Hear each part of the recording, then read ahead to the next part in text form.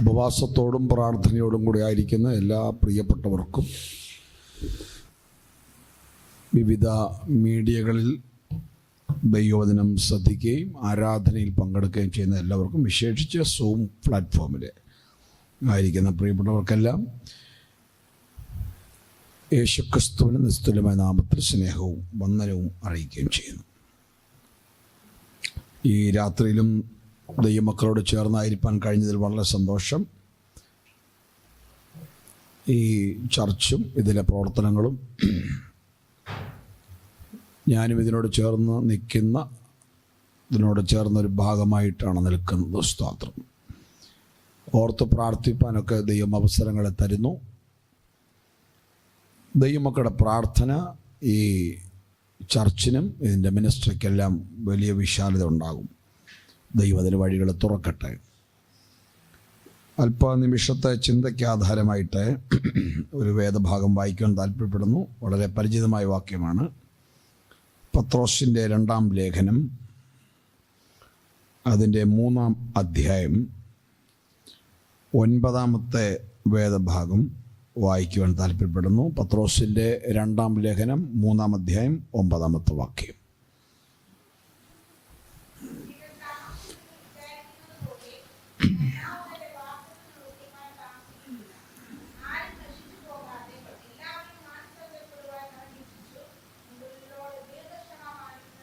സ്തോത്രം. ചിലർ താമസമെന്ന് വിചാരിക്കുന്നത് പോലെ കർത്താവ് തൻ്റെ വാഗ്ദത്തം നിവർത്തിപ്പാൻ താമസിക്കുന്നില്ല. ആരും നശിച്ചു പോകാതെ എല്ലാവരും മാനസാന്തരപ്പെടുവാൻ അവൻ ഇച്ഛിച്ച് നിങ്ങളോട് ദീർഘക്ഷമ കാണിക്കുന്നതേ ഉള്ളൂ. ഒരു വാക്ക് പ്രാർത്ഥിക്കാം. വിശ്വസ്തനായ ദൈവമേ, സ്വർഗ്ഗസ്ഥ പിതാവേ, നല്ല രാത്രിക്കായി സ്തോത്രം. തിരുവെഴുത്തിൽ നിന്ന് അല്പം സംസാരിപ്പാൻ എളിയവന് കൃപ നൽകണമേ. നിങ്ങളുടെ ജനത്തെ ഒരുക്കണമേ, ആശീർവദിക്കണമേ. ദൈവരത്തിലേക്ക് എല്ലാവരും ഏൽപ്പിക്കുന്നു. വിശേഷിച്ച് മനോഹരമായ ഗാനങ്ങൾ ആലപിച്ച് ആരാധനയ്ക്ക് നേതൃത്വം കൊടുക്കുന്ന ദൈവപ്രത്തിനെ ഓർത്തും പ്രാർത്ഥിക്കുന്നു. കർത്താവ് സഹായിക്കണം. യേശുക്രിസ്തുവിൻ നാമത്തിൽ തന്നെ ആമേൻ. നമ്മുടെ കരവും ശബ്ദം ഉയർത്തി ഹല്ലേലൂയ പാടാം. ഹല്ലേലൂയ. ഗുരുവരനാം നീ കരുതുകിൽ പിന്നെ കുറവൊരു ചെറുതും വരികില്ല പരനെ.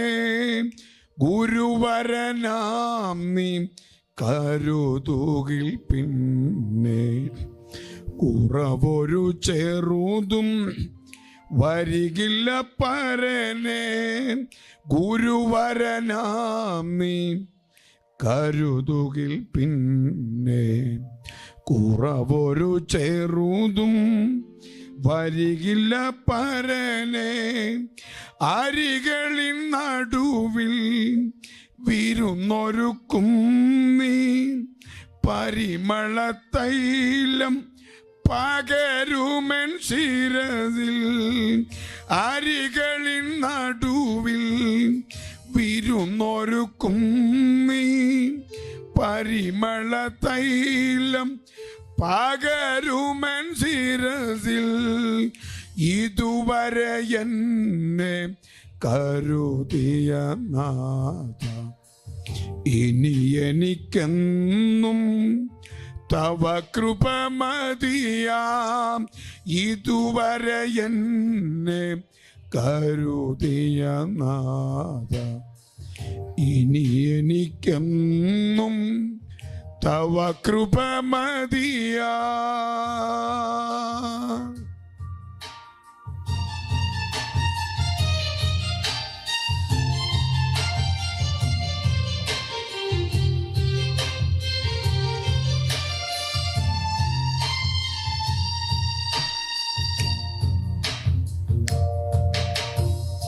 പരിചിതർ പലരും പരിഹസിച്ചെന്നാൽ പരിചിൽ നീ കൃപയാൽ പരിചരിച്ചെന്നെ. പരിചിതർ പലരും പരിഹസിച്ചെന്നാൽ പരിചിൽ നീ കൃപയാൽ പരിചരിച്ചെന്നെ. തിരുച്ചിറകടിയിൽ മറച്ചിരുൾ തീരും വരയെനിക്കരുളും അരുമയോടഭയോ ഇതുവരെ എന്നെ കരുതിയ നാഥ ഇനി എനിക്കെന്നും തവ കൃപ മതിയാം ഇതുവരെ എന്നെ കരുതിയ നാഥ ഇനി എനിക്കെന്നും തവ കൃപ മതിയാം.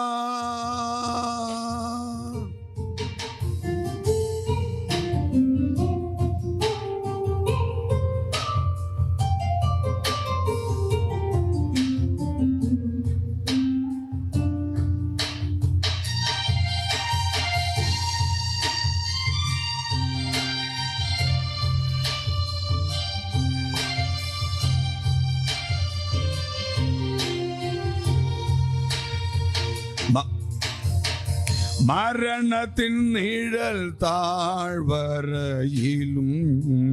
ഞാൻ ശരണമറ്റവനായി പരിതപിക്കാതെ മരണത്തിൻ നിഴൽ താഴ്വരയതിലും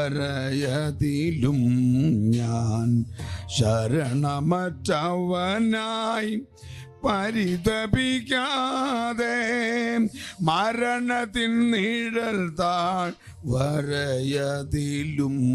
ഞാൻ ശരണമറ്റവനായി പരിതപിക്കാതെ വരുമെനിക്കരികിൽ വഴിപതറാതെ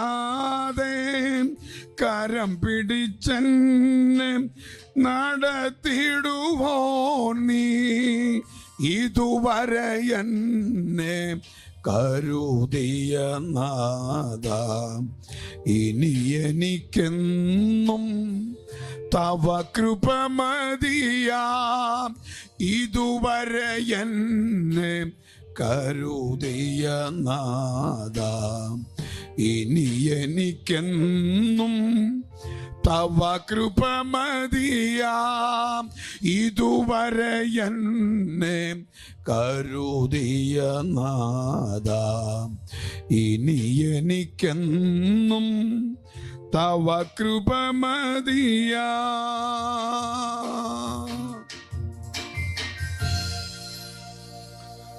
പത്രോസിന്റെ 2-ാം ലേഖനം 3-ാം അധ്യായത്തിന്റെ 9-ാമത്തെ വാക്യമാണ് നമ്മുടെ ചിന്തയ്ക്ക് ആധാരമായി വായിച്ചത്.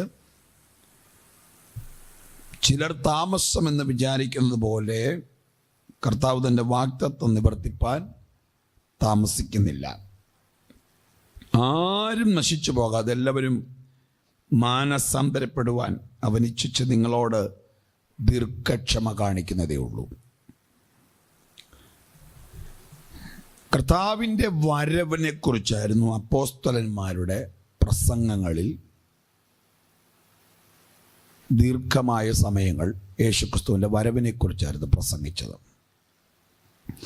1-ാം നൂറ്റാണ്ടിലെ സഭ പ്രസംഗിച്ചത്, 1-ാം നൂറ്റാണ്ടിലെ സഭ കാത്തിരുന്നതും നമ്മുടെ വാഴ്ത്തപ്പെട്ട കർത്താവിൻ്റെ മടങ്ങി വരവാണ്.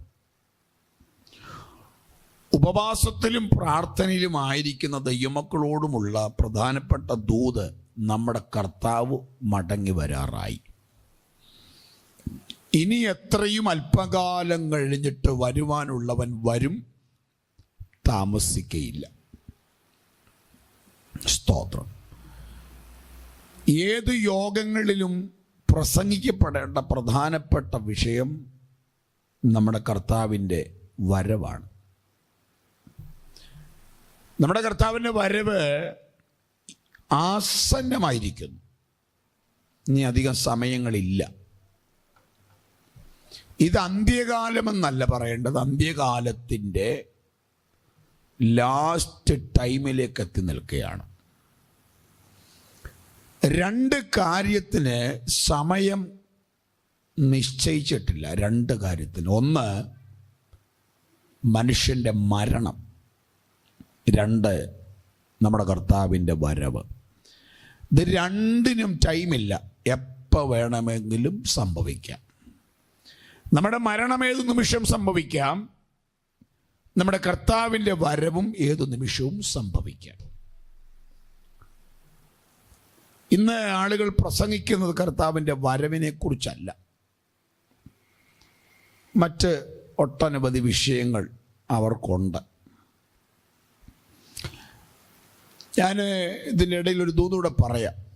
എല്ലാ കാര്യങ്ങളും കർത്താവ് നമുക്ക് വേണ്ടി നടത്തിത്തരും.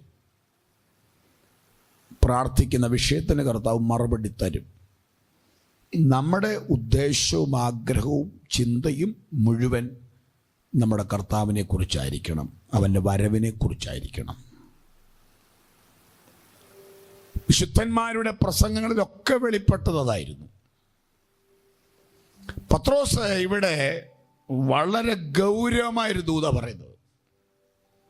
ചിലർ താമസമെന്ന് വിചാരിക്കുന്ന പോലെ. അപ്പൊ ചിലർ ചിന്തിക്കുന്നുണ്ട് കർത്താവിൻ്റെ വരവ് ഉടനെ നടക്കത്തില്ലെന്ന്, ഉടനെ ഒന്നും സംഭവിക്കത്തില്ലെന്ന് ചിന്തിക്കുന്നവരുണ്ട്. അവരവിടെ നിൽക്കട്ടെ. അവിടെ എഴുതിയിരിക്കുന്ന ചിലർ താമസം എന്ന് വിചാരിക്കുന്ന പോലെ കർത്താവ് തന്റെ വാഗ്ദത്തം നിവർത്തിപ്പാൻ താമസിക്കുന്നില്ല. ചിലർക്ക് തോന്നുകയാണ് കർത്താവിൻ്റെ വരവ് ഒത്തിരി വൈകിയോ എന്ന് ചിന്തിക്കുക. എന്നാൽ കർത്താവിൻ്റെ വരവ് വൈകിയിട്ടില്ല, താമസിച്ചിട്ടില്ല എന്ന് വിശുദ്ധന്മാർക്ക് വളരെയേറെ ബോധ്യമാകും. പത്രോസ് ഈ ലേഖനം എഴുതുന്നത് വിശുദ്ധന്മാർക്ക് വേണ്ടിയാണ്. വിശുദ്ധന്മാർക്ക് വേണ്ടി രക്ഷിക്കപ്പെട്ട് മാനസാന്തരപ്പെട്ട് പിതാവിൻ്റെ പുത്രൻ്റെ പരിശുദ്ധാത്മാവിൻ്റെ നാമത്തിൽ വെള്ളത്തിൽ സ്നാനപ്പെട്ട് മുഴുകൽ സ്നാനം സ്വീകരിച്ച് വേർപാട് അനുഷ്ഠിച്ച് വിശുദ്ധ ജീവിതം നയിച്ച് തിരുമേശയിൽ നിന്ന് ഒഴിയാതെ മാറി നിൽക്കാതെ തിരുമേശയിലും ഭാഗമായി നമ്മെ തന്നെ വിശുദ്ധിയിൽ സൂക്ഷിക്കുന്ന വിശുദ്ധന്മാർക്കുള്ള ലേഖനമാണിത്. പത്രോസിന്റെ 1ഉം 2ഉം ലേഖനങ്ങൾ. ഇവിടെ എഴുതിയിരിക്കുന്ന 1-ാം അധ്യായത്തിന്റെ 1-ാം വാക്യത്തിന്റെ 2ാമത്തെ പാരഗ്രാഫ് മുതലാണ് നമുക്ക് അതിന്റെ തെളിവ് കാണാൻ കഴിയുന്നത്. രക്ഷിതാവായ യേശുക്രിസ്തുവിൻ്റെയും നമ്മുടെ ദൈവത്തിൻ്റെയും, അവിടെ മുതൽ നമ്മുടെ ദൈവത്തിൻ്റെയും രക്ഷിതാവായ യേശുക്രിസ്തുവിൻ്റെ നീതിയാൽ ഞങ്ങൾക്ക് ലഭിച്ചതുപോലെ അതേ വിലയേറിയ വിശ്വാസം ലഭിച്ചവർക്ക് എഴുതുന്നത്. ലേഖനം വായിക്കുന്ന ആരാണെന്നാണ്? വിലയേറിയ വിശ്വാസം ലഭിച്ചവർ. സ്തോത്രം. നമ്മുടെ വിശ്വാസത്തിൻ്റെ പ്രത്യേകതയാ വിലയേറിയ വിശ്വാസം. ഈ വിശ്വാസത്തിന് വേണ്ടി പ്രതിസന്ധികളും പ്രതികൂലങ്ങളും വരുമ്പോഴും പിടിച്ചു നിൽക്കുന്നതിന്റെ കാരണം നമ്മുടെ വിശ്വാസം വിലയേറിയ വിശ്വാസം. വിലയേറിയ വിശ്വാസം. ഉപവസിക്കുകയും പ്രാർത്ഥിക്കുകയും ചെയ്യുന്നവരെ ശ്രദ്ധിച്ചോണേ, നമ്മുടെ വിശ്വാസം വിലയേറിയ വിശ്വാസം. നിന്റെ വിശ്വാസത്തെക്കുറിച്ച് ആരെങ്കിലും ചോദ്യം ചെയ്യുമ്പോൾ എന്തിനാ സ്നാനപ്പെട്ടത്, എന്തിനാ പെന്തിക്കോസ്ത് അനുഭവത്തിൽ പോയത്, എന്തിനാ ആഭരണം വേണ്ടെന്ന് വെച്ചത്, ലോക ഇമ്പങ്ങളും ലോകാഡംബരങ്ങളും എന്താണ് വേണ്ടെന്ന് വെച്ചെന്ന് കളിയാക്കുമ്പോൾ ഞാൻ നിങ്ങൾ പറയേണ്ട ഒരു പ്രയോഗമുണ്ട്. ഞാൻ പ്രാപിച്ചത് സാധാരണ വിശ്വാസമല്ല, വിലയേറിയ വിശ്വാസമാണ് പ്രാപിച്ചത്. സ്തോത്രം. പെന്തിക്കോസ്ത് അനുഭവത്തിൽ ആദ്യകാലത്തൊക്കെ ഇറങ്ങി വരും വലിയ പ്രതിസന്ധി അനുഭവിച്ചവരാ. ആദ്യകാലങ്ങളിൽ വീട്ടിൽ നിന്ന് ഇറക്കി വിട്ടവരുണ്ട്. സ്നാനപ്പെട്ടപ്പോൾ വീട്ടിൽ നിന്ന് ഷെയർ കിട്ടാതെ വീട്ടിൽ നിന്ന് ഇറക്കി വിട്ടവരുണ്ട്, ഇറങ്ങിപ്പോയവരുമുണ്ട്. അങ്ങനെ വിവാഹവേളയിലൊന്നും ക്ഷണിക്കാറില്ല. ബന്ധുക്കളും ചാർച്ചക്കാരുടെ വിവാഹം നടക്കുമ്പോൾ ക്ഷണിക്കാറില്ല. ചിലർ എഴുതിത്തള്ളി, ഇങ്ങനെ ഒരാൾ ഞങ്ങൾക്കില്ല. പെന്തിക്കോസ്തി പോയതിൻ്റെ പേരിൽ, സ്നാനപ്പെട്ടതിൻ്റെ പേരിൽ, വിശ്വാസം സ്വീകരിച്ചതിൻ്റെ പേരിൽ ഉപദ്രവങ്ങളേറ്റവരുണ്ട്, അടിയേറ്റവരുണ്ട്, നിന്നയേറ്റവരുണ്ട്, പരിഹാസമേറ്റവരുണ്ട്, അപമാനമേറ്റവരുണ്ട്. പിന്മാറിപ്പോയിട്ടില്ല പലരും. അതേ വിശ്വാസത്തിൽ ഉറച്ചു നിൽക്കാൻ കാരണം അവരുടെ വിശ്വാസം വിലയേറിയ വിശ്വാസമായിരുന്നു. കുമ്പനാട്ട് ഒരു അമ്മച്ചിയായിരുന്നല്ലോ, നിങ്ങൾക്ക് അറിയാമായിരിക്കും പലർക്കും, അന്നമ്മ മാമൻ. ചെറിയ പ്രായത്തിൽ കർത്താവിനെ അറിഞ്ഞത്, സ്നാനപ്പെട്ട് വിശ്വാസത്തിന് വേണ്ടി ഇറങ്ങത്തിരിച്ചു. എന്നാ ചരിത്രം കേട്ടത്, വീട്ടിൽ നിറക്കി വിട്ടപ്പോൾ മറ്റൊരു പറമ്പിൽ വിശ്രമിക്കേണ്ടി വന്നത്, ഒരു രാത്രികൾ കഴിച്ചു കൂട്ടിയതാണ്. വീട്ടിൽ നിറക്കി വിട്ടപ്പോൾ ഈ വിശ്വാസം സ്വീകരിച്ചതിൻ്റെ പേരിൽ, സ്നാനപ്പെട്ടതിൻ്റെ പേരിൽ വീട്ടിൽ നിന്ന് ഉപേക്ഷിക്കപ്പെട്ടു. പക്ഷേ പിറകോട്ട് പോയില്ല, വിശ്വാസത്തിൽ ഉറച്ചു നിന്നു ആ മാതാവ്. വിശ്വാസത്തിൽ ഉറച്ചു നിന്നപ്പോൾ നിരവധി പാട്ടുകളും ഭക്തിയായ കർത്തൃദാസിയിൽ നിന്ന് നമുക്ക് ലഭിച്ചു. ഞാൻ മിക്കവാറും പാടാറുണ്ട് ആ പാട്ട്. നിങ്ങൾക്ക് പലർക്കും ആ പാട്ടുകൾ അറിയാം. യാത്ര ചെയ്യും ഞാൻ ക്രൂശേ നോക്കി, യുദ്ധം ചെയ്യും ഞാൻ യേശുവിനായി, ജീവൻ വച്ചിടും രക്ഷകനായി, അന്ത്യശ്വാസം വരെയും ജീവൻ വച്ചിടും രക്ഷകനായി, അന്ത്യശ്വാസം വരെയും.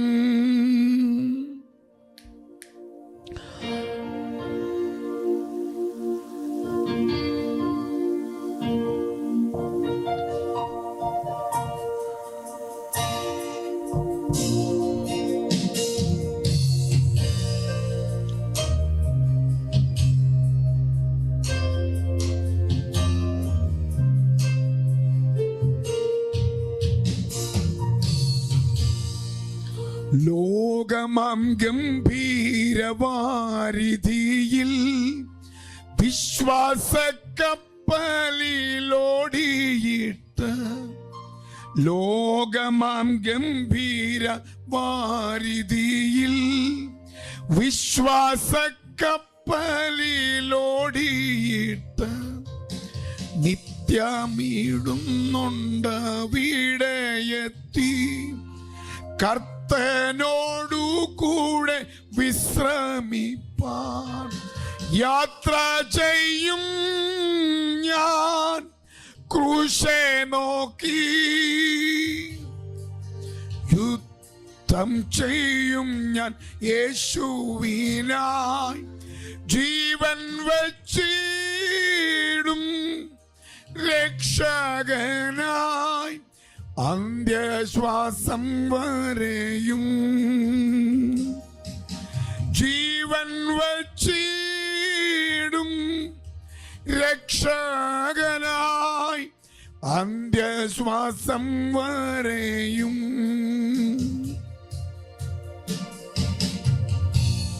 Hallelujah, hallelujah. അപ്പൊ വിശ്വാസത്തിനിറങ്ങി തിരിച്ചവരൊന്നും പിറകോട്ട് പോയില്ല. അവര് ആ പ്രതിസന്ധികളിലും ഉറച്ചു നിന്നു. കാരണം അവർ പ്രാപിച്ചത് വിലയേറിയ വിശ്വാസമാണ്. സ്തോത്രം. പത്രോസ് ഒരു പ്രത്യാശയുടെ അപ്പോസ്തലനാണ്. പ്രത്യാശയുടെ അപ്പോസ്തലനാണ് പത്രോസ്. വാക്യങ്ങളെല്ലാം പ്രത്യാശയെക്കുറിച്ചാണ്. പത്രോസ് അദ്ദേഹത്തിന്റെ പ്രഭാഷണം, അപ്പോസ്തലപ്രവൃത്തി 2-ാം അധ്യായത്തിലെ പെന്തക്കോസ്ത് നാളിലെ പ്രസംഗം ഗംഭീരമായ പ്രസംഗമായിരുന്നു. ഏറ്റവും ശ്രേഷ്ഠമായ പ്രസംഗമായിരുന്നു. 11 പേരോടുകൂടെ നിന്ന് ആത്മനിറവിൽ പ്രസംഗിച്ച പ്രസംഗം. ശരിക്കും പത്രോസ് അല്പം വിശ്വാസത്തിലൊക്കെ ക്ഷീണിച്ചു വരും മനുഷ്യനാണ്. കർത്താവിനെ തള്ളിപ്പറഞ്ഞു പോയ കാലം ഉണ്ടായിരുന്നു. പക്ഷേ പത്രോസിൻ്റെ ഒരു പ്രത്യേകത, അനുതപിക്കാനും കരയാനും മാനസാന്തരത്തിലേക്ക് വരാനുള്ള മനസ്സും ഹൃദയവും പത്രോസിനുണ്ടായിരുന്നു. കർത്താവിനെ തള്ളിപ്പറഞ്ഞപ്പോൾ തനിക്ക് ഹൃദയത്തിൻ്റെ അകത്ത് വേദനയുണ്ടായി, കുറ്റബോധമുണ്ടായി, പാപബോധമുണ്ടായി. പുറത്തിറങ്ങി പൊട്ടിക്കരഞ്ഞെന്നാണ് പറഞ്ഞു പത്രോസ്. പൊട്ടിക്കരഞ്ഞു, അനുതപിച്ച് കരഞ്ഞ് കർത്താവിൻ്റെ അടുക്കലെത്തി. കർത്താവ് ക്ഷമിച്ച് പെന്തക്കോസ്ത് നാളിൽ മാളിക മുറിയിലെ പ്രഭാഷണം പത്രോസിനെ ദൈവം ഏൽപ്പിച്ചു. നിങ്ങൾക്ക് 2-ാം അധ്യായം വായിച്ചിട്ടുള്ളവർക്കറിയാം. പ്രത്യാശയെക്കുറിച്ചാണ് പത്രോസിന്റെ പ്രസംഗം മുഴുവൻ. 1 പത്രോസിന്റെ ലേഖനം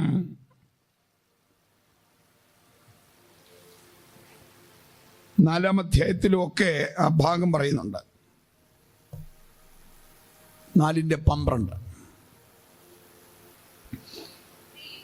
പ്രിയമുള്ളവരെ, നിങ്ങൾക്ക് പരീക്ഷയ്ക്കായി സംഭവിച്ചിരിക്കുന്ന അഗ്നിശോധനയിൽ ഒരു അപൂർവ കാര്യം നിങ്ങൾക്ക് വന്നുകൂടി എന്ന് വെച്ച് നിങ്ങൾ അതിശയിച്ചു പോകരുത്.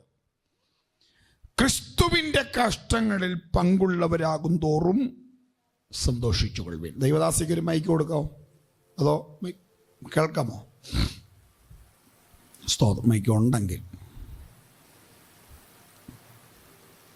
പ്രിയമുള്ളവരെ, നിങ്ങൾക്ക് പരീക്ഷയ്ക്കായി സംഭവിച്ചിരിക്കുന്ന അഗ്നിശോധനയെങ്കിൽ ഒരു അപൂർവ കാര്യം നിങ്ങൾക്ക് വന്നുകൂടി എന്ന് വെച്ച് അതിശയിച്ചു പോകരുത്.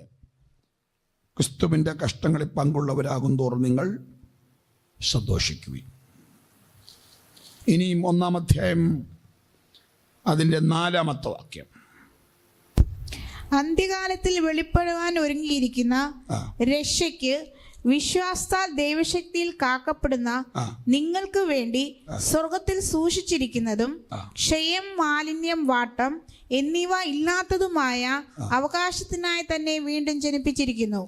അതിൽ നിങ്ങൾ ഇപ്പോൾ അല്പനേരത്തേക്ക് നാനാ പരീക്ഷകളാൽ ദുഃഖിക്കേണ്ടി വന്നാൽ അല്പനേരത്തേക്ക് ഈ ശോധനയും കഷ്ടതകളും പ്രയാസങ്ങളൊന്നും അധികം നാളുകളില്ല. അല്പനാളത്തേക്ക്, അല്പനേരത്തേക്ക്. സ്തോത്രം. ഇതൊന്നും അങ്ങ് കാലഘട്ടത്തോളം നിലനിൽക്കത്തില്ലെന്നാണ് പീറ്റർ പറയുന്നത്. അല്പനേരത്തേക്ക്. അതല്ലേ പാട്ടുകാരൻ പാടുന്ന, അല്പകാലം മാത്രം ഈ ഭൂമിയിലെ വാസം. അല്പകാലം മാത്രം ഈ ഭൂമിയിലെ വാസം, സ്വർപ്പുരമാണെൻ്റെ നിത്യമാം വീട്, എൻ്റെ നിത്യമാം വീട്. അല്പകാലം മാത്രം ഈ ഭൂമിയിലെ വാസം, സ്വർപ്പുരമാണെൻ്റെ നിത്യമാം വീട്, എൻ്റെ നിത്യമാം വീട്. ഇപ്പം ഇന്ന് ഞങ്ങൾ കർത്താവിദാസൻ ജോമോനും ഉണ്ട്. അപ്പം കീബോർഡും വായിച്ച് ഇടയ്ക്കിടയ്ക്ക് ഞാനിങ്ങനെ പാട്ടോടെ പാടും. പാട്ട് പാടുമ്പോൾ എഴുന്നേറ്റ് ഓടിക്കളയല്ലേ, വീഡിയോ ഓഫ് ചെയ്തിട്ട് ഇന്ന് മൊത്തം പാട്ടാന്ന് പറയരുത്. പാട്ടിനകത്തൊക്കെ ഭയങ്കര മെസ്സേജാണ്. അതുകൊണ്ടാണ് ഈ പാട്ട് ഇടയ്ക്ക് പാടുന്നത്. പ്രത്യാശയോടെ പാട്ട് പാടുമ്പോൾ നമുക്ക് കുറച്ചുകൂടെ അല്പം കൂടെ ദൈവസാന്നിധ്യവും ദൈവകൃപയൊക്കെ അനുഭവിക്കാൻ കഴിയും. അതുകൊണ്ട് അങ്ങനെയുള്ള പാട്ടുകളിലൂടെ പാടുന്നു. സ്തോത്രം. അപ്പം എനിക്ക് ഒരാളെ ഒത്തുകിട്ടിയതുകൊണ്ട് ഈ ദിവസങ്ങളിൽ ചില പാട്ടോടെ പാടും. സ്തോത്രം, സ്തോത്രം. നന്നായിട്ട് കീബോർഡും വായിക്കുന്നുണ്ട്. നന്നായിരിക്കുന്നു കേട്ടോ, കൊള്ളാം. സ്തോത്രം. കർത്താവ് നന്നായിട്ട് ഉപയോഗിക്കുന്ന ഒരു ദൈവദാസനാണ്. സ്തോത്രം. അധികം നാളുകളില്ലെന്ന് കേട്ടോ, അല്പനാളത്തേക്ക്. നാനാ പരീക്ഷകളാൽ ദുഃഖിച്ചിരിക്കേണ്ടി വന്നാലും ഞങ്ങൾ ആനന്ദിക്കുന്നു. സ്തോത്രം. അല്പനേരത്തേക്ക് ദുഃഖിച്ചിരിക്കേണ്ടി വരും, അധികം നാളില്ലെന്ന്. ദുഃഖമൊന്നും അധികം നാളില്ലെന്ന്. സ്തോത്രം. എന്ന് പറഞ്ഞാൽ ഹൃദയങ്ങളിലേക്ക് ദൈവീക സമാധാനം പ്രവഹിക്കുമെന്നും. സ്തോത്രം. ദൈവിക സന്തോഷത്തെ തടസ്സപ്പെടുത്തുന്ന ഒരുപാട് പ്രശ്നങ്ങളുണ്ടാവും. ദൈവിക സന്തോഷത്തെ കെടുത്തിക്കളയുന്ന ഒരുപാട് പ്രശ്നങ്ങളുണ്ട്. അതിൽ ഒന്ന്, നമ്പർ 1, പാപം. ദൈവിക സന്തോഷത്തെ കെടുത്തിക്കളയുന്ന, ദൈവിക ആനന്ദത്തെ കെടുത്തിക്കളയുന്ന പ്രധാനപ്പെട്ട പ്രശ്നം പാപമാണ്. 32-ാം സങ്കീർത്തനം അതിൻ്റെ 3, 4, 5 വാക്യങ്ങൾ നിങ്ങൾ എടുക്കുക. ഇവിടെ ഞങ്ങൾ വായിക്കും. 32-ാം സങ്കീർത്തനം 3, 4, 5 വാക്യങ്ങൾ. ഞാൻ മിണ്ടാതെ ഇരുന്നപ്പോൾ നിത്യമായ ഞെരുക്കത്താൽ എന്റെ അസ്ഥികൾ ക്ഷയിച്ചു പോയി. രാവും പകലും നിന്റെ കൈ എന്റെ മേൽ ഭാരമായിരുന്നു. എന്റെ മജ്ജ വേനൽക്കാലത്തിന് ഉഷ്ണത്താൽ എന്ന പോലെ വറ്റിപ്പോയി. ഞാൻ എന്റെ പാപം നിന്നോട് അറിയിച്ചു, എന്റെ അകൃത്യം മറച്ചതുമില്ല. എന്റെ ലംഘനങ്ങളെ യഹോവയുടെ ഏറ്റു പറയും എന്ന് ഞാൻ പറഞ്ഞു. അപ്പോൾ നീ എന്റെ പാപത്തിന്റെ കുറ്റം ക്ഷമിച്ചു തന്നു. സ്തോത്രം. പാപം അകത്ത് കയറിയപ്പോഴാണ് സങ്കീർത്തനക്കാരൻ പറയുന്നത്, ഞാൻ മിണ്ടാതെ ഇരുന്നപ്പോൾ നിത്യമായ ഞരക്കത്താൽ എൻ്റെ അസ്ഥികൾ ക്ഷയിച്ചു പോയി. അസ്ഥികൾ ക്ഷയിച്ചു. പാപം അകത്ത് കയറുമ്പോഴാ അസ്ഥികൾ ക്ഷയിക്കും. രാവും പകലും നിന്റെ കൈ എൻ്റെ മേൽ ഭാരമായി തീർന്നു. എൻ്റെ മജ്ജ വേനൽക്കാലത്തിൽ നിന്ന് ഉഷ്ണത്താൽ എന്ന പോലെ വറ്റിപ്പോയി. മജ്ജ വറ്റിപ്പോലുള്ള സ്ഥിതി ഒന്ന് ഓർത്ത് നോക്കിയേ, പാപം ഒത്ത് കയറിയപ്പോഴും. പക്ഷേ ഈ ഭക്തനൊരു പ്രത്യേകത ഉണ്ടായി. ഞാൻ എൻ്റെ ലംഘനങ്ങളെ യഹോവയോട് ഏറ്റു പറഞ്ഞു. എൻ്റെ ലംഘനങ്ങളെ ഏറ്റു പറഞ്ഞു. എന്നെ കേൾക്കുന്ന പ്രിയപ്പെട്ടവരെ, അപാകതകളും തെറ്റുകളും കുറവുകളും ഏതു മനുഷ്യനും വരാം. ഏതു മനുഷ്യനും വരാം. പൂർണ്ണ വിശുദ്ധൻ ആരുമില്ല. സൂമിനകത്ത് ആരെങ്കിലും ചിന്തിക്കുന്നുണ്ടോ, ഞാൻ പൂർണ്ണ വിശുദ്ധന? എന്നാ കൈ ഉയർത്തിക്കുക കാണട്ടെ. ഇല്ല. വീഡിയോ ഓഫ് ചെയ്തിരിക്കുന്നവർ വേണമെങ്കിൽ വീഡിയോ ഓൺ ആക്കിയിട്ട് കൈ ഉയർത്തിക്കോ, എന്നാലും കുഴപ്പമില്ല. നിങ്ങളുടെ കൈ കണ്ടു കഴിഞ്ഞിട്ട് നിങ്ങളങ്ങ് വീഡിയോ ഓഫ് ചെയ്തോ. പൂർണ്ണ വിശുദ്ധനാരുമില്ല.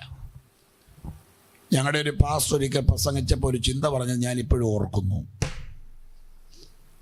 വിശുദ്ധനായതുകൊണ്ടല്ല നമ്മെ സഭയ്ക്കകത്ത് കൊണ്ടുവന്നത്, പിന്നെ വിശുദ്ധനാകാൻ വേണ്ടിയാണ് നമ്മെ സഭയ്ക്കകത്ത് കർത്താവ് കൊണ്ടുവന്നത്.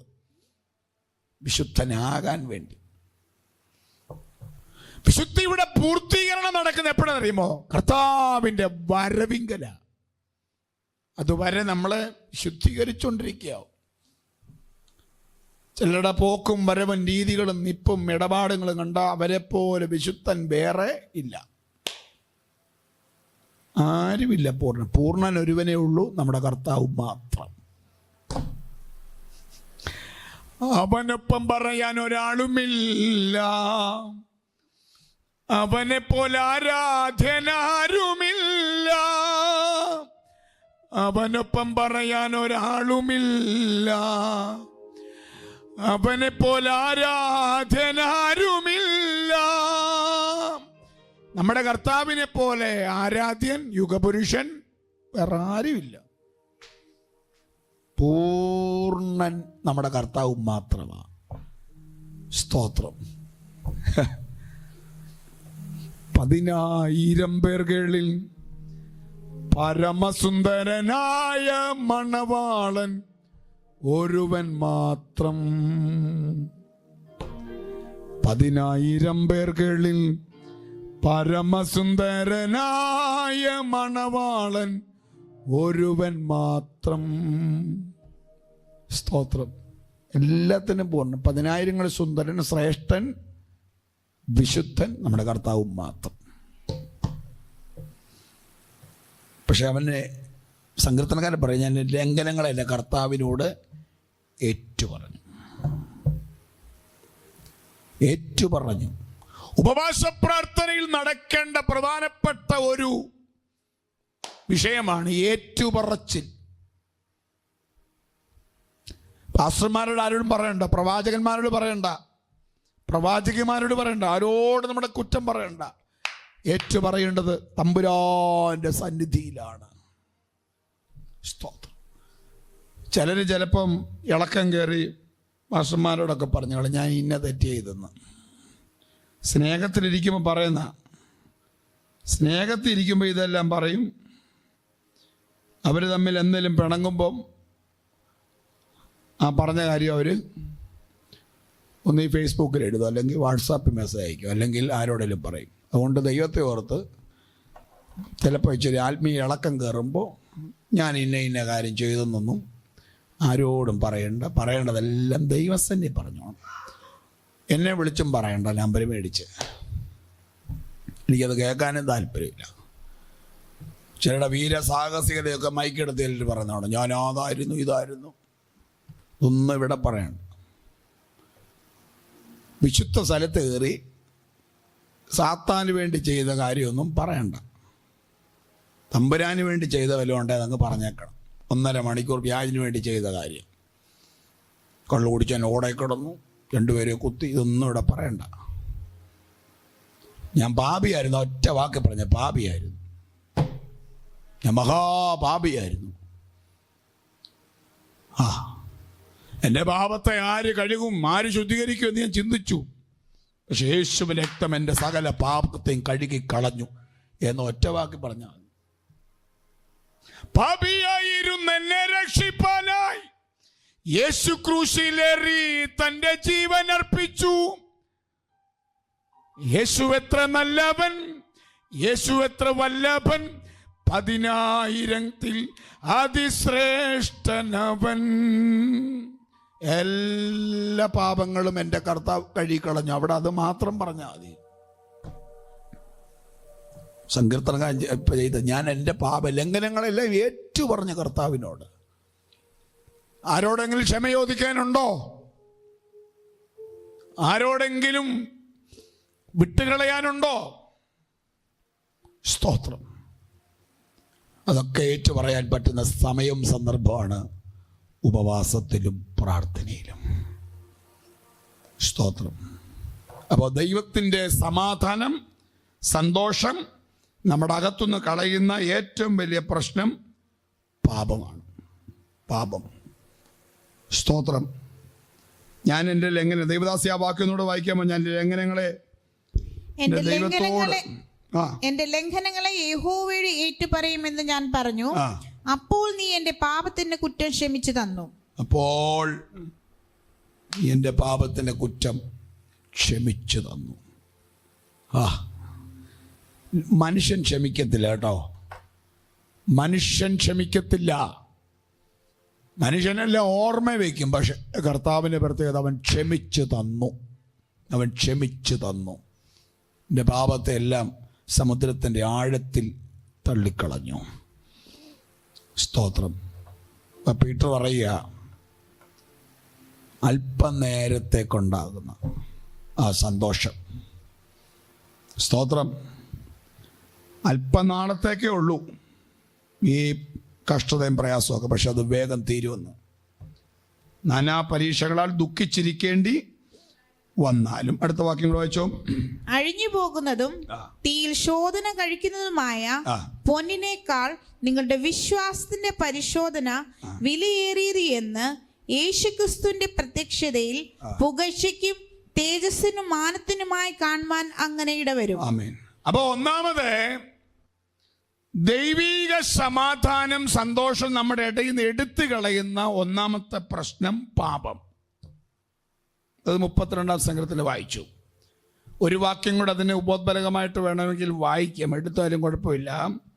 51-ാം സങ്കീർത്തനം 3-4 വാക്യങ്ങൾ നമുക്കറിയാവുന്നൊരു വാക്യമാണ്. 51-ാം സങ്കീർത്തനം 3-4 വാക്യങ്ങൾ. എന്റെ ലംഘനങ്ങളെ ഞാൻ അറിയുന്നു, എന്റെ പാപം എപ്പോഴും എന്റെ മുമ്പിൽ ഇരിക്കുന്നു. എന്റെ ലംഘനങ്ങളെ ഞാൻ അറിയുന്നു. അതാ ദാവീദ് പറഞ്ഞു, എന്റെ ലംഘനങ്ങളെ ഞാൻ അറിയുന്നു.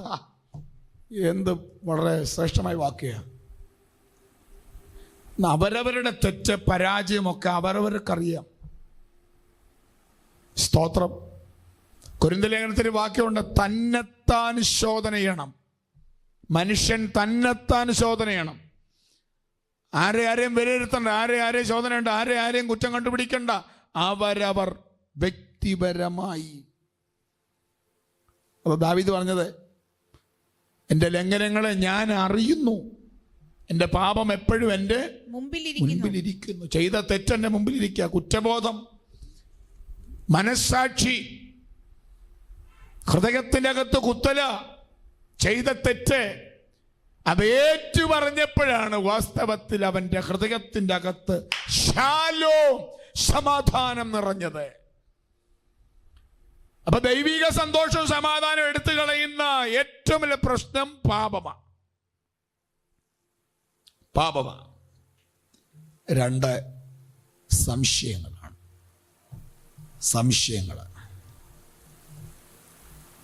രണ്ടാമത്തെ സംശയമാണ്. ഒരു വാക്യം കൂടെ വായിക്കാമോ അതിന് ബലമായിട്ട്? മത്തായി സുവിശേഷം 14 അധ്യായത്തിന്റെ 29 വാക്യം.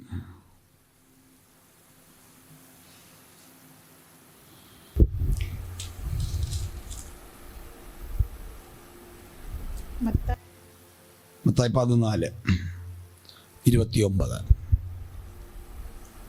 വരിക എന്ന് അവൻ പറഞ്ഞു. പത്രോസ് പടകിൽ നിന്ന് ഇറങ്ങി യേശുവിന്റെ അടുക്കൽ ചെല്ലുവാൻ വെള്ളത്തിന്മേൽ നടന്നു.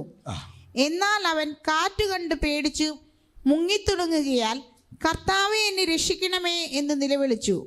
യേശു ഉടനെ കൈ നീട്ടി അവനെ പിടിച്ച്, അല്പവിശ്വാസിയെ, നീ എന്തിനു സംശയിച്ചു എന്ന് പറഞ്ഞു. നമ്മുടെ വാഴ്ത്തപ്പെട്ട കർത്താവ് പുരുഷാരത്തെ പറഞ്ഞയക്കുന്നതിനിടയിൽ ശിഷ്യന്മാർ പടകിൽ കയറി തനിക്ക് മുമ്പായി അക്കരയ്ക്ക് പോകുവാൻ അവൻ നിർബന്ധിച്ചു. അവർ പോകുന്ന വഴിക്ക് കർത്താവ് നേരെ പ്രാർത്ഥിക്കാനായിട്ട് പോയത്. ശിഷ്യന്മാർ പടകിൽ കയറി അക്കരയ്ക്ക് പോവുകയാണ്. പടകോ കര വിട്ട് പല നാഴിക ദൂരത്തായി. കാറ്റ് പ്രതികൂലമാകൊണ്ട് തിരകളാൽ വലഞ്ഞിരുന്നു. രാത്രിയിലെ 4-ാം യാമത്തിൽ അവൻ കടലിന്മേൽ കർത്താവ് നടന്നു വരികയാണ്. വലിയ പ്രതിസന്ധി. രാത്രിയുടെ 4-ാം യാമത്തിൽ പ്രതീക്ഷിക്കാത്ത ഒരു കൊടുങ്കാറ്റ്, പ്രതീക്ഷിക്കാത്ത ഒരു തിരമാല, ഒട്ടും പ്രതീക്ഷിച്ചില്ല. എന്നെ കേൾക്കുന്ന പ്രിയപ്പെട്ടവരുടെ ദൂതൂടെ പറയാം, നീ പ്രതീക്ഷിക്കാതെ സമയത്ത് അഴിഞ്ഞടിക്കുന്ന കാറ്റ്, കൊടുങ്കാറ്റ്, ചില പ്രശ്നങ്ങൾ. ഇന്ന് രാത്രി ആത്മാവിൽ ദൂതായിട്ട് വിളിച്ചു പറയുന്നു, അതിനെ ശാന്തമാക്കാൻ എൻ്റെ ദൈവത്തിന് കഴിയും. ജീസസ്. ഞാൻ ഒട്ടും പ്രതീക്ഷിച്ചില്ല ഈ ഒരു പ്രതിസന്ധി. സാമ്പത്തിക വിഷയത്തിന്റെ ഞെരുക്കങ്ങൾ, കുഞ്ഞുങ്ങളെ കുറിച്ചുള്ള വിഷയങ്ങൾ പലതാകാം. ശാന്തമായി പോയിക്കൊണ്ടിരിക്കുന്ന വിഷയം അല്പം കഴിഞ്ഞപ്പോൾ യാത്രയ്ക്ക് തുടക്കത്തിൽ കുഴപ്പമില്ല. മുന്നോട്ട് പോകുന്ന വേളയിൽ കാർമേഘം ജീവിതത്തിലേക്ക് വന്ന് ചന്നം ചിഹ്നം ചെറിയ മഴകൾ പെയ്തു തുടങ്ങി. ഒടുവിൽ സമുദ്രം ഇളകി, കാറ്റു പ്രതികൂലമായി. പടകിലിരിക്കുന്നവർ ആകെ പ്രതിസന്ധിയിലായി. ഇന്ന് രാത്രിയിൽ ആത്മാവിൽ അതോത് വിളിച്ചു പറയുന്നത്, നിന്റെ ജീവിതത്തിന്റെ പടകിലേക്ക് നീ പ്രതീക്ഷിക്കാത്ത നിലയിൽ, ചിന്തിക്കാത്ത നിലയിലൊക്കെ ആഞ്ഞടിച്ചു വരുന്ന ചില വിഷയങ്ങളുടെ മേൽ നിന്നെ മുക്കിക്കളയാനല്ല, നിന്നെ തകർത്ത് കളയാനല്ല ഈ കാറ്റ്. ദൈവം നിന്നെ ഉറപ്പിക്കുന്ന ദിവസങ്ങളാണ്. ഹല്ലേലൂയ. പ്രതീക്ഷിക്കാത്ത സമയത്ത് ഏതൊക്കെയോ മേഖലകളിൽ നിന്ന് ഉയർന്നു വരുന്ന ചില വിഷയങ്ങൾ, വെല്ലുവിളികൾ ഇന്ന് രാത്രി ദൈവാത്മ പറയുന്നു, അതിനെ ശാന്തമാക്കിക്കൊണ്ട് മറുകര എത്തിക്കാൻ ദൈവത്തിന് പദ്ധതിയുണ്ട്. വിശ്വസിക്കുന്ന ദൈവമക്കൾ ദൈവത്തിന് അല്പനിമിഷം മഹത്വം കൊടുക്കണം. ഈ രാത്രി നിന്നെ മുൻപോട്ട് വിടാതെ വണ്ണം എവിടെ നിന്നൊക്കെയോ ആഞ്ഞടിക്കുന്ന വിഷയങ്ങളുടെ മേൽ, വെല്ലുവിളികളുടെ മേൽ ഈ രാത്രി ആത്മാവ് ദൂത് പറയുന്നു, ഇവിടെ നീ മുങ്ങിപ്പോകയില്ല, ഇവിടെ നീ പരാജയപ്പെടുകയില്ല. നിന്റെ ആത്മാവ്, ദൈവത്തിന്റെ ആത്മാവ് നിന്നെ ശ്രേഷ്ഠതയോടെ നടത്തും. സ്തോത്രം.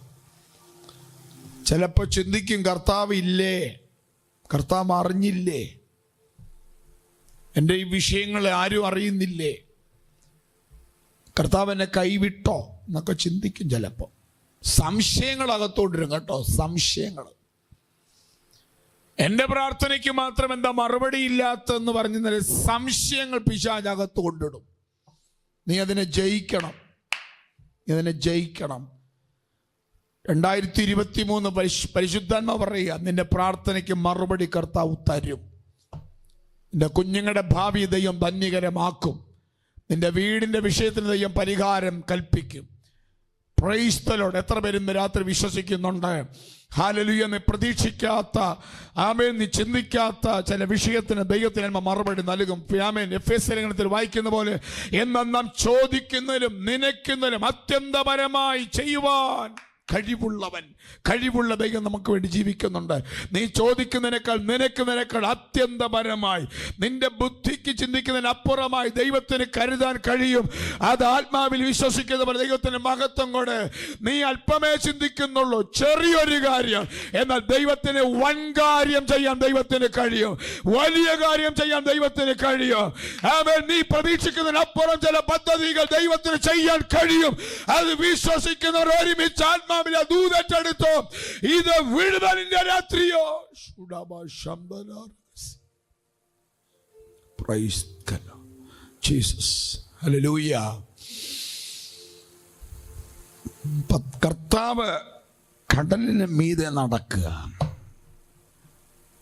പത്രോസ് പറയാം, നീ ആകുന്നുവെങ്കിൽ എനിക്ക് നിന്റെ അടുക്കലേക്കൊന്ന് വരണം. സ്തോത്രം. ശരിക്കും കർത്താവിനെ കണ്ടവർ പേടിച്ചെന്ന് എഴുതിയേക്കുന്നത്. കർത്താവ് കടൽമേൽ നടക്കുന്നത് കണ്ട് ശിഷ്യന്മാർ ഭ്രമിച്ചു. ഇവർ പറയാ അതൊരു ഭൂതമാണ്. ഭൂതം. പകല് ശരിക്കും മരുഭൂമിയിലെ ഭക്ഷണം കഴിച്ചുകൊണ്ട് പോയ പാർട്ടികളാ. ഇപ്പൊ പറയാ ഭൂതമാണ്. കർത്താവ് കടൽമേൽ നടക്കുന്ന കണ്ടിട്ട് ശിഷ്യന്മാർ ഭ്രമിച്ചു, ഒരു ഭൂതം എന്ന് പറഞ്ഞ് പേടിച്ച് നിലവിളിച്ചു. ഈ ചിലർക്ക് ഇങ്ങനെ എത്രയോ പാട്ടും പ്രാർത്ഥന ആരാധന നടന്നാലും ചില കാര്യം വരുമ്പോൾ അവരങ്ങ് പേടിക്കും, ഭയപ്പെടും. ഒരു ചെറിയ തലവേദന വന്നാൽ പിന്നെ അവരൊക്കെ അങ്ങ് പേടിയാ. യോ, ഞാനിപ്പോൾ ചാവും. ചിലർ അകത്ത് കിടന്നൊരു ഭയമായി, പിശാച് കൊണ്ടിരുന്നൊരു ഭയങ്കര പോരാട്ടമായി. സംശയം, ഭയം, ഭീതി. ദേഹത്ത് വേദന വന്നാൽ, വയറുവേദന വന്നാൽ ഉടനെ നമ്മൾ ചിന്തിക്കുന്നതൊക്കെ അതിനപ്പുറമല്ലേ. ഇതെന്തോ വലിയ ഭയാനകമായി എന്തോ വരാൻ പോവാന്ന് ചിന്തിക്കുന്നത്. നീ പേടിക്കണ്ട കേട്ടോ, നിന്നോട് കൂടെയുള്ളവൻ അവരോട് കൂടെയുള്ളവനേക്കാൾ വലിയവനാകുന്നു. സ്തോത്രം. ഭയപ്പെടേണ്ട, ഭ്രമിക്കണ്ട, നിരാശപ്പെടേണ്ട, ഭാരപ്പെടേണ്ട. ഇന്ന് രാത്രി നിന്റെ വിഷയത്തിന് മറുപടി ദൈവം തന്നിരിക്കുക. വിശ്വസിക്കുന്നവർ ദൈവത്തെ സ്തുതിച്ചോണം. ജീസസ്. Hallelujah, hallelujah. കരുതുന്ന ദൈവം നമുക്ക് വേണ്ടി ജീവിക്കുന്നു. കരുതുന്ന ദൈവം. ദൈവിക സന്തോഷത്തെ കെടുത്തിക്കളയുന്ന 1 പാപം, 2 സംശയം, ഭീതി. ഉടനെ പത്രോസ് പറഞ്ഞൊരു ഭാഗമാണ്, എനിക്ക് നിന്റെ അടുക്കലേക്കൊന്ന് വരേണ്ടതിന് കൽപ്പിക്കണം. കർത്താവ് പറയാം, വരിക. 29ാമത്തെ വാക്യം, വരിക. 14:29. വരിക എന്നവൻ പറഞ്ഞു. പത്രോസ് പടങ്ങിൽ നിന്ന് ഇറങ്ങി യേശുവിന്റെ അടുക്കൽ ചെല്ലുവാൻ വരിക എന്ന വാക്കിന്മേലാണ് പത്രോസ് കാലൂന്നിയത്. സമുദ്രത്തിലാണ് അവൻ കാല് വെച്ചതെങ്കിലും പ്രധാനപ്പെട്ട വിഷയം പറയാം, വരിക എന്ന വാക്കിന്മേലാണ് പീറ്റർ പാദമൂന്നിയത്. കർത്താവിൻ്റെ വാക്കിന്മേൽ നീ സ്റ്റെപ്പ് വെച്ചാൽ നീ ഭയപ്പെടത്തില്ല, നീ താഴത്തില്ല. സ്തോത്രം. പക്ഷേ ഇവൻ അങ്ങോട്ട് നടന്നു ചെന്നപ്പോൾ ഉണ്ടല്ലോ, ചുറ്റും നോക്കിയപ്പോൾ പത്രോസ് സമുദ്രത്തിലേക്ക് താഴുക. ഞാനൊരു ചോദ്യം നിങ്ങളോടൊക്കെ ചോദിക്കുക, എന്നോടും കൂടെ ചോദിക്കുക കേട്ടോ. പത്രോസിന്റെ അകത്തെ ചിന്ത ഇപ്പൊ എന്തായിരിക്കും? എന്തായിരിക്കും ചിന്ത? പത്രോസിന്റെ അകത്തെ ചിന്ത ഒറ്റ വാക്ക് ഞാൻ പറയാം. ഇപ്പം മുങ്ങിപ്പോന്നു, താഴാൻ പോന്നു. ഇപ്പൊ പീറ്ററിന്റെ അകത്തെ ചിന്ത ഒറ്റ വാക്കി പറയാം, പടകിൽ നിന്ന് ഇറങ്ങണ്ടായിരുന്നു. അതാ ചിന്ത. പടകിൽ നിന്ന് ഇറങ്ങിയതുകൊണ്ടല്ലേ ഈ പ്രശ്നം മുഴുവൻ ഉണ്ടായത്. സ്നാനപ്പെടണ്ടായിരുന്നു, സമുദായം വിടണ്ടായിരുന്നു, പാരമ്പര്യം വിടണ്ടായിരുന്നു.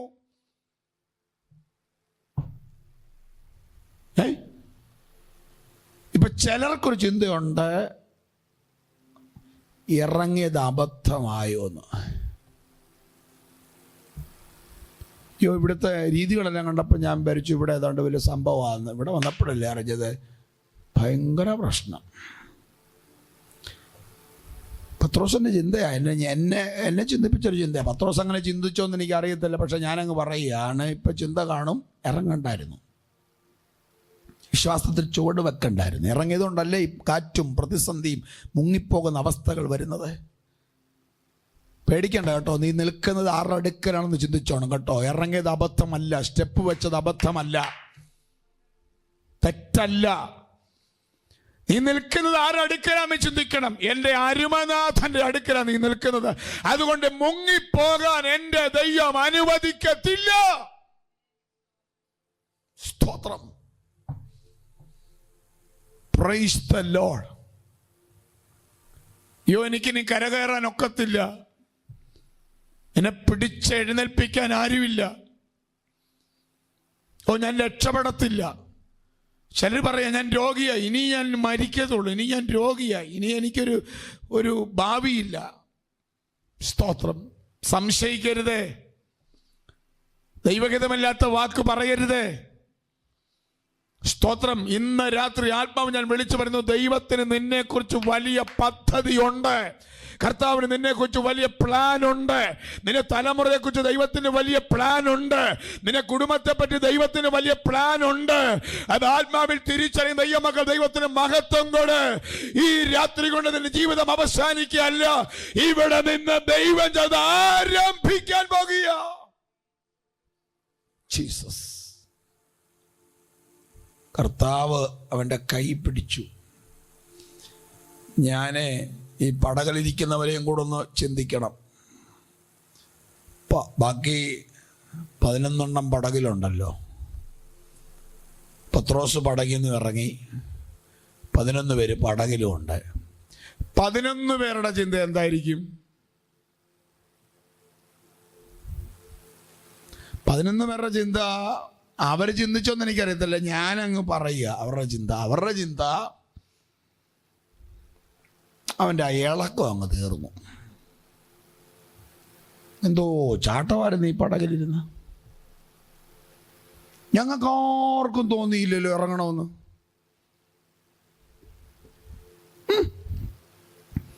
ഞങ്ങൾ ആരും ചോദിച്ചില്ലല്ലോ അങ്ങ് കർത്താവാണെങ്കിൽ ഞങ്ങളെല്ലാവരും കൂടെ അങ്ങോട്ട് വരണമെന്ന്. ഇനി ഇതിൻ്റെ അകത്ത് ഇവരുടെ അകത്ത് വേറൊരു ചിന്തയുടെ കിടപ്പുണ്ട്. ഞങ്ങളിൽ ആരാകുന്നു കർത്താവേ ഒന്നാമൻ?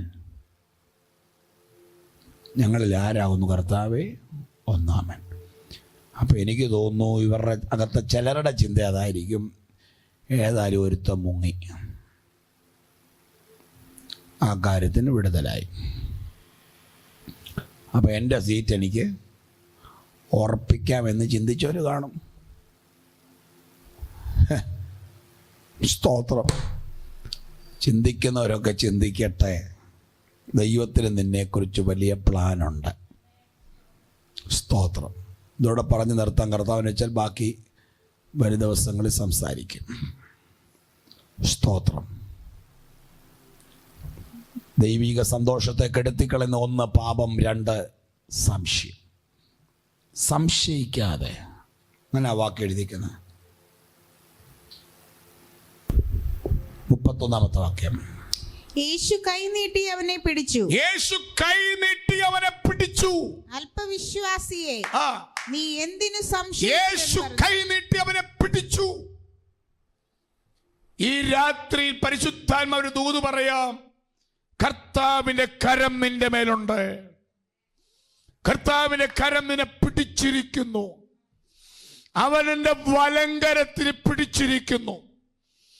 കർത്താവിന്റെ കരത്തിൽ പിടിച്ചിരിക്കുന്നു. എത്ര പേർക്ക് ഉറപ്പുണ്ട്?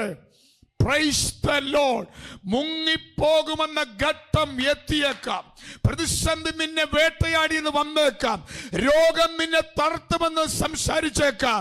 പ്രശ്നങ്ങൾ നിന്നെ മുക്കുമെന്ന് വെല്ലുവിളിച്ചേക്കാം. പക്ഷെ ഈ രാത്രി ആത്മാ പറയുന്നു, ഒരുവൻ നിന്നെ കരത്തിന് പിടിച്ചിരിക്കുന്നു. അവൻ നിന്നെ ഈ പ്രതിസന്ധിയിൽ നിന്ന് എഴുന്നേൽപ്പിക്കുന്ന ദൈവമാണ്. നിന്നെ ഉയർത്തുന്ന ദൈവമാണ്. നിന്നെ വിടുവിക്കുന്ന ദൈവമാണ്. ശാന്തമായ തുറമുഖത്തവൻ എത്തിക്കുന്ന ദൈവമാണ്.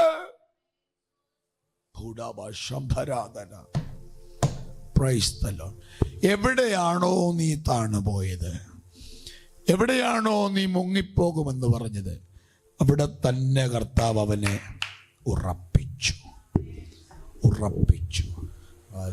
Praise the Lord.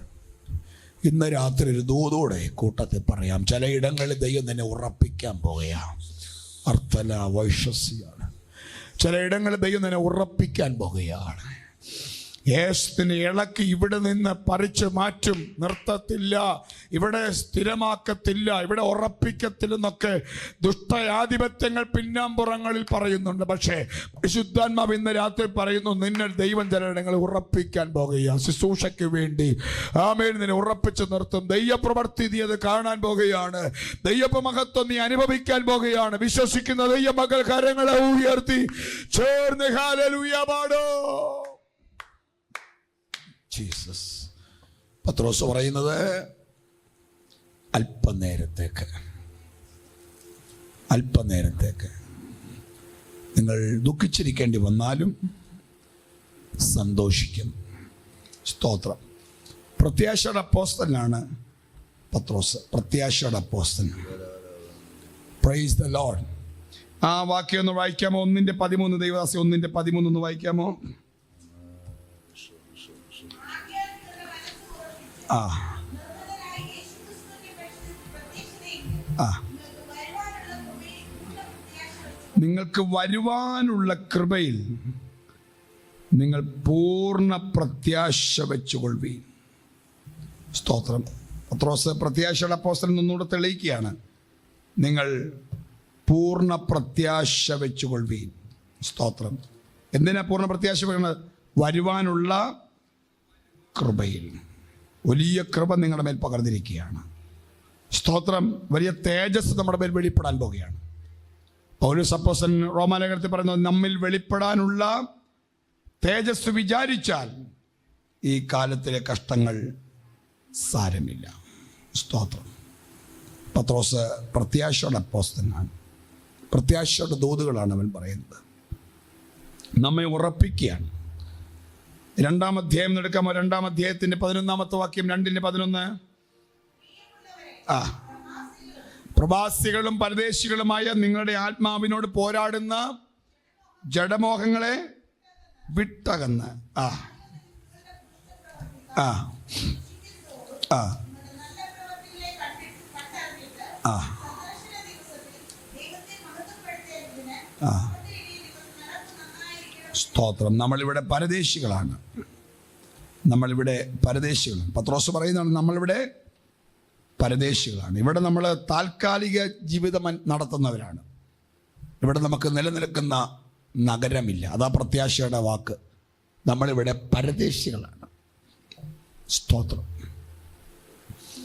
നമ്മളിവിടെ ഒരു വെയിറ്റിംഗ് ഷെഡിൽ കഴിയുന്ന ഒരു യാത്രക്കാരന് തുല്യമാണ് നമ്മളിവിടെ. വെയിറ്റിംഗ് ഷെഡിൽ നിങ്ങൾ കാണുന്നുണ്ടോ? ഒരു ചെറിയ ഷെഡാണ്.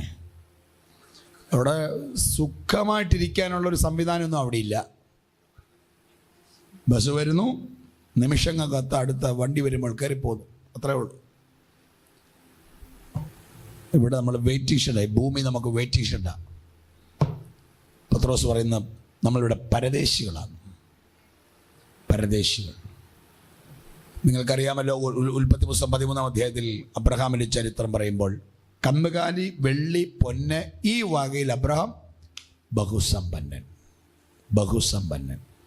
പക്ഷെ ഹിത്യരുടെ നാട്ടിൽ ചെന്നുമ്പോൾ ഹിത്യരോട് പറഞ്ഞൊരു പദമുണ്ട്, ഞാൻ നിങ്ങളുടെ ഇടയിൽ വന്ന് പാർക്കുന്നവനും പരദേശിയാണ്. ഞാൻ നിങ്ങളുടെ ഇടയിൽ വന്ന് പാർക്കുന്നവനും.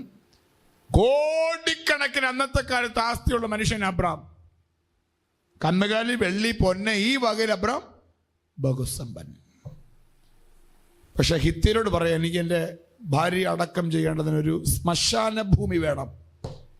ഹിത്യരെ, ഞാൻ നിങ്ങളുടെ ഇടയിൽ വന്നു പാർക്കുന്നവനും പരദേശി. സ്തോത്രം. ഇത്രയും ആസ്തിയും സമ്പത്തൊക്കെ ഉണ്ടെങ്കിലും അബ്രഹാമിൻ്റെ അകത്ത് വെളിപ്പെട്ടൊരു വെളിപ്പാടാ, ഇതൊന്നും നിലനിൽക്കുന്നതല്ല, ഇതൊക്കെ താൽക്കാലികമാ.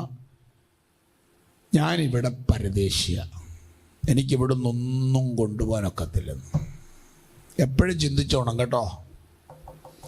ഒന്നും നാമികെ കൊണ്ടുവന്നില്ല, ഒന്നും കൂടാതെ പോകും. ഒന്നും നാമികെ കൊണ്ടുവന്നില്ല, ഒന്നും കൂടാതെ പോകും. സമ്പാദിച്ചതും പിന്നിൽ തള്ളണം, നമ്പിക്കൂടല്ലീ ലോകേ. സമ്പാദിച്ചതും പിന്നിൽ തള്ളണം, നമ്പിക്കൂടല്ലീ ലോകം.